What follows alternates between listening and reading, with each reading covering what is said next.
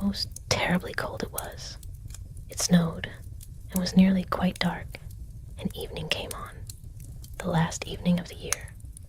In this cold and darkness, there went along the street a poor little girl, bareheaded and with naked feet. When she left home, she had slippers on, it is true. But what was the good of that? They were very large slippers, which her mother had hitherto worn. So large were they that the poor little thing lost them as she scuffled away across the street, because of two carriages that rolled by dreadfully fast. One slipper was nowhere to be found. The other had been laid hold of by an urchin, and off he ran with it. So the little maiden walked on with her tiny naked feet that were quite red and blue from cold. She carried a quantity of matches in an old apron, and she held a bundle of them in her hand. Nobody had bought anything of her the whole livelong day. No one had given her a single farthing. She crept along, trembling with cold and hunger, a very picture of sorrow, the poor little thing. The snowflakes settled on her long, flaxen hair, which hung in beautiful curls around her neck. But of that, of course, she never once now thought. Lights were shining from every window, and there was a savory smell of roast goose, for it was New Year's Eve. Yes, of that she thought. In a corner formed by two houses, of which one advanced more than the other, she seated herself down and cowered together. Her little feet she had drawn close up to her, but she grew colder and colder, and to go home she did not venture. She had not sold any matches, and could not bring a farthing of money. Her father would certainly beat her.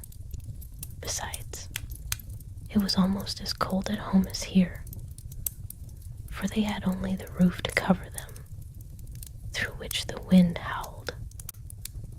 Although the largest rents had been stopped up with straw and rags, her hands were almost numb with cold.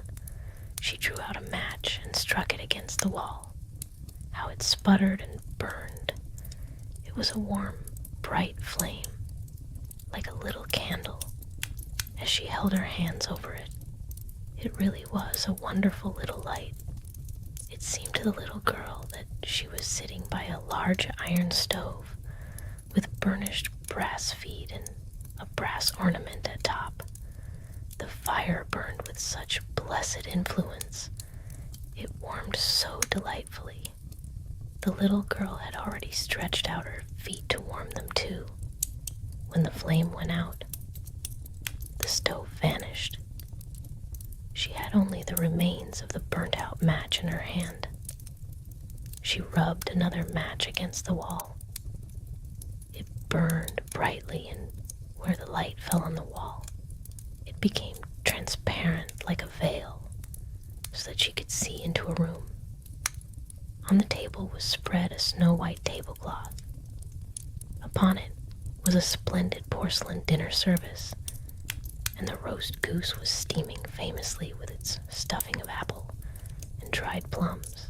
And what was still more capital to behold was, the goose hopped down from the dish, reeled about on the floor with knife and fork in its breast, till it came up to the poor little girl. Then the match went out, and nothing but the thick, cold, damp wall was left behind. She lighted another match. Now there she was, sitting under the most magnificent Christmas tree. It was still larger and more decorated than the one which she had seen through the glass door in the rich merchant's house. Thousands of lights were burning on the green branches, and gaily colored pictures, such as she had seen in the shop windows, looked down upon her. The little maiden stretched out her hands towards them. Then the match went out. The lights of the Christmas tree rose higher and higher, till they looked to her like the stars in the sky. Then she saw a star fall, leaving behind it a long trail of fire. Someone is just dead, thought the little girl, for her old grandmother, the only person who had ever loved her, had told her that when a star falls, a soul ascends to God. She again rubbed a match on the wall, and the light shone round her. In the brightness stood her old grandmother, clear and shining, yet mild and loving in her appearance. "Grandmother," cried the little one, "oh, take me with you. You go away when the match burns out. You vanish like the warm stove, like the delicious roast goose, and like the magnificent Christmas tree." And she made haste to light the whole bundle of matches, for she wished to keep her grandmother there. And the matches gave such a brilliant light that it was brighter than at noonday. Her grandmother had never appeared so large or so beautiful. She took the little girl in her arms, and they both flew in brightness and in joy, so high, so very high, and then above was neither cold nor hunger nor anxiety. They were with God. But in the corner, at the cold hour of dawn, sat the poor girl, with rosy cheeks and with a smiling mouth, leaning against the wall.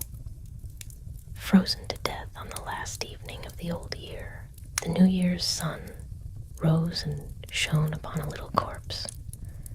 The child sat there, stiff and cold, holding the matches, of which one bundle had been burnt. She wanted to warm herself, people said.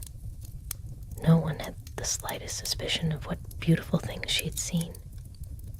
No one even dreamed of the splendor in which, with her grandmother, she had entered on the joys of a new year. She was found in the corner between the two houses, her little hands still clasped around the spent matches. The passers-by stopped and looked, and some turned away with a heaviness in their hearts. The snow lay all about her, cold and indifferent, and the city stirred to life around her as it always had. But she felt no cold now, and no hunger, and no fear. She had gone somewhere far warmer than any stove, somewhere far more splendid than any Christmas tree, adorned with 1,000 candles. Somewhere her grandmother's arms were waiting, and where the new year held only light. It had been a hard and bitter night in the streets of that old city, and the world went on as worlds will do, with its carriages and its commerce, its warm windows and its indifferent feet upon the cobblestones. And yet, somewhere beyond the cold and the darkness, the little match girl had seen wonders. She had seen warmth when there was none, plenty when she had nothing, and love where the world had given her only sorrow. Her grandmother had come for her at last. Nobody had bought her matches. Nobody had given her a single farthing. But she had been carried up into a light that no match could kindle and no wind could extinguish. In the brightness and in the joy she had ascended, leaving behind only the small, silent evidence of her vigil, the burnt-out matches, the cold corner, and a smile upon her lips that the frost could not entirely erase. Thus passed the little match girl on the last night of the year into the first morning of eternity.